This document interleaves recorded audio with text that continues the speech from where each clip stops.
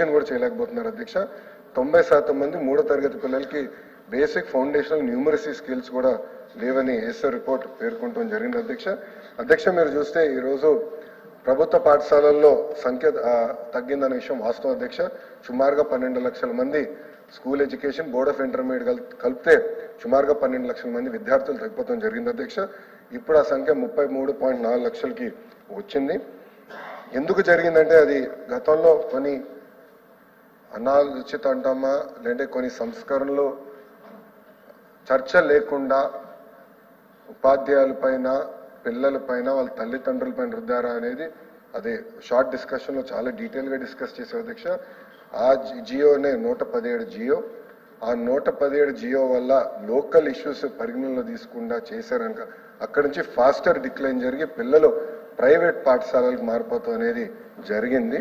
So ఇప్పుడు మన ప్రభుత్వం అంటే కూటమి ప్రభుత్వ అధికారంలోకి వచ్చిన తర్వాత నాణ్యత పెంచేదానికి 2-3 అంటే ఒక దాదాపు 10-15 సంస్కరణలు తీసుకున్నా. దాంట్లో ప్రధానమైన సంస్కరణలు అధ్యక్ష మేము బలంగా నమ్మేది ఉపాధ్యాయుల ట్రాన్స్ఫర్ లో రాజకీయ నాయకులు జోక్యం ఉండకూడదు.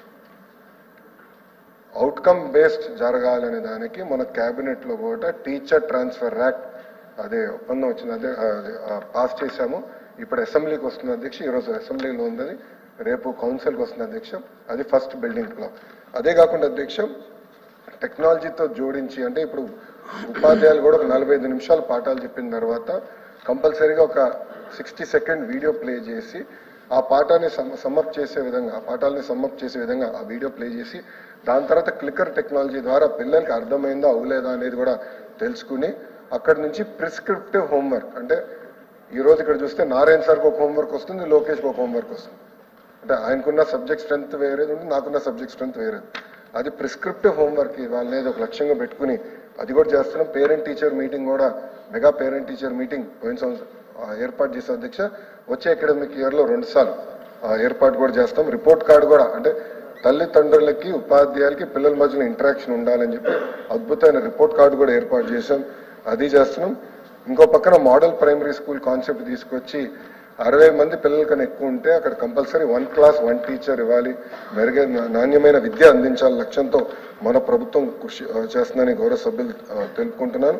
అంతేకాకుండా అధ్యక్ష భారతదేశంలో ఏ రాష్ట్రం హామీ ఇవ్వని విధంగా మనం ఇస్తున్నాం అధ్యక్ష. గ్యారంటీడ్ ఎఫ్ఎల్ఎన్ గ్యారంటీడ్ చేస్తున్నాం. అది బాధ్యతగా మేము తీసుకుంటున్నాం. సంఘాలతో కూడా ఎవ్రీ ఫ్రైడే కమిషనర్ గారు కూర్చుంటున్నారు, నీట్ బేస్ నేను కూడా కూర్చుంటున్నాను, వాళ్ళ ఇష్యూస్ ఏముందో తెలుసుకుంటున్నాం.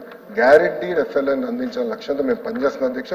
మేము బలంగా నమ్మేది ఈ 10వ తరగతి ఎగ్జామ్ ఇప్పుడు జరుగుతున్నాయి, ఇంటర్ ఎగ్జామ్ జరుగుతున్నాయి, దీంట్లోనే చాలా మార్పు రాబోతుంది, పర్ఫార్మెన్స్ ఇంప్రూవ్ అవుతుందని బలంగా నమ్ముతున్నాం. వచ్చే సంవత్సరంలో మీరు చూస్తే leaps and bounds outcomes improve చేసే బాధ్యత కూటమి ప్రభుత్వం తీసుకుంటుందని గౌరవ సభ్యులు తెలుపుతున్నారు.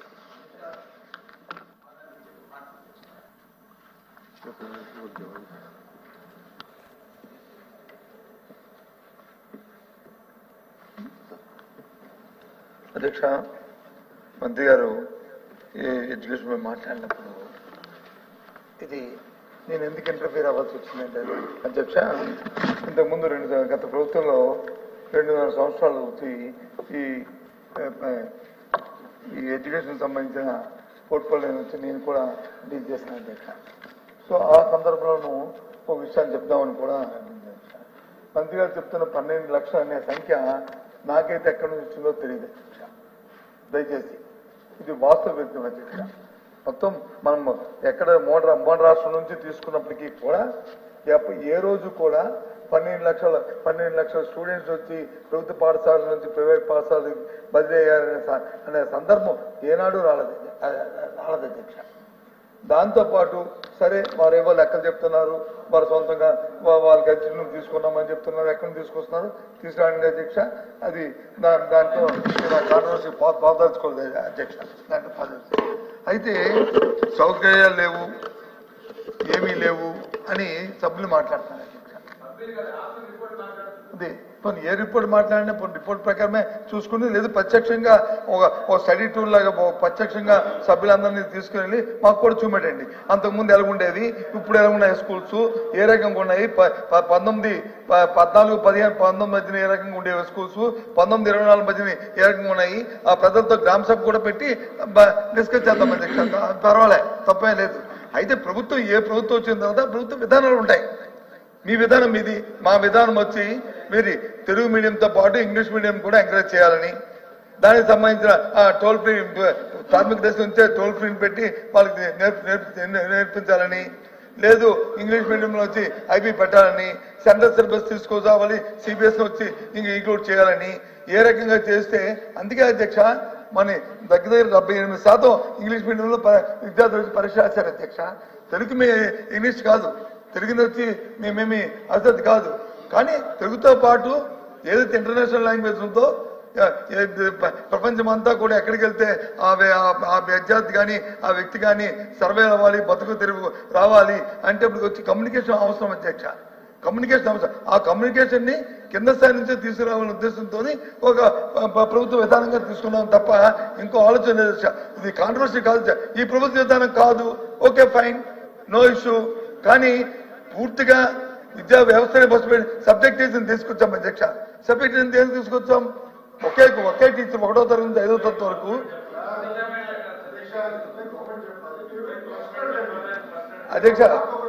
అధ్యక్ష నన్ను కూర్చోమంటే అధ్యక్ష నన్ను కూర్చోమంటే నేను కూర్చుంటాను, నాకే అభ్యంతరం లేదు. కానీ మంత్రి గారు వచ్చి మంత్రి గారు నేను మాట్లాడినప్పుడు నేను కూర్చుంటాను, నాకు అభ్యంతరం, ఈ నిమిషం కూర్చోబోతాను. కానీ ప్రశ్న కాదు మీ వివరణ ఏంటో మాట అధ్యక్ష నేను ముందు అధ్యక్ష నేను ముందు మాట్లాడినప్పుడు నేను ఒక విషయాన్ని చెప్పి మాట్లాడాను. ఈ ప్రశ్నతో నాకు సంబంధం లేకపోయినా నేను గత 2.5 సంవత్సరాలు ఈ అంశాన్ని ఈ ఎడ్యుకేషన్ డిపార్ట్మెంట్ దీన్ని నేను డీల్ చేశాను కాబట్టి, నేను ఒక మంత్రిగా ఉన్నాను కాబట్టి నేను దీని గురించి మాట్లాడే ప్రయత్నం చేస్తానని చెప్పాను. వద్దు అంటే నేను కూర్చోబోయే శిక్ష మంత్రి గారు సమాధానం చెప్పి క్లోజ్ చెప్పిన శిక్ష నాకే అభ్యంతరం. మీకు ఏ వివరణ కావాలండి? నేను కొంచెం కాదు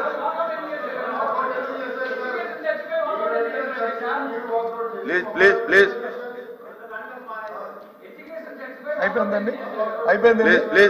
అయిపోయిందండి. చెప్పండి. ఆ రోజు క్రిస్టల్ క్లారిటీగా చెప్పాం, రేపు ఉదయం దీని మీద సబ్జెక్ట్ ని ఇన్ని రోజులు ఇంకా సమావేశం ఉంది, దయచేసి పెట్టండి. ఈ రోజు ఇది కాదు, ఈ రోజు మా ప్రధానమైన సమస్య వచ్చి మీరు ఏదైతే విద్యార్థులు వాళ్ళకి పడుతున్న ఇబ్బందులు ఉన్నాయో, వాళ్ళు ఏదైతే మీరు ఇస్తారన్న నిరుద్యోగ వృత్తి ఉందో ఆ దాని మీద మా తాలూకా ఎజెండా మోసం ఇచ్చాం, దాని మీద చర్చ జరగాలని చెప్పి ఆ రోజు అడిగాం. ఆ రోజు దాని మీద చెప్పకుండా ఆ రోజు అంటే అధ్యక్ష అంతే. ఇప్పుడు పెట్టండి, రేపు ఉదయం పెట్టండి చర్చ, మళ్ళీ మాడదాం. మంత్రి నా చిన్న సబ్మిషన్ సార్, తమరు నిర్ణయం తీసుకోవాల్సింది ఈ సభలో ఎప్పుడు ఏది చర్చ జరగాలి అని. ప్రతిపక్షంలో కూర్చున్నటువంటి వారు కాదు, ప్రభుత్వానికి మాకున్న విజ్ఞప్తులు మేము ముందు పెడతాం. సభలో